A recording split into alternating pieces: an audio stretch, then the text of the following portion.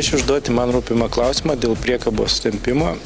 Kokios masės arba kokių parametrų priekabą galima tempti turint B kategorijos vairuotojo pažymėjimą?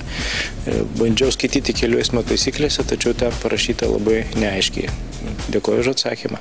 Su B kategorija galima vilkti priekabą, kurios didžiausia leidžiama masė yra nedidesnė kaip 750 kg. Tačiau yra viena išlyga. Galima vilkti priekabą, kurios didžiausia leidžiamoji masė yra didesnė kaip 750 kg. Tačiau bendro junginio masė negali būti didesnė kaip 3,5 tonos. O priekabos didžiausia leidžiamoji masė neturi būti didesnė negu transporto priemonės be krovinio.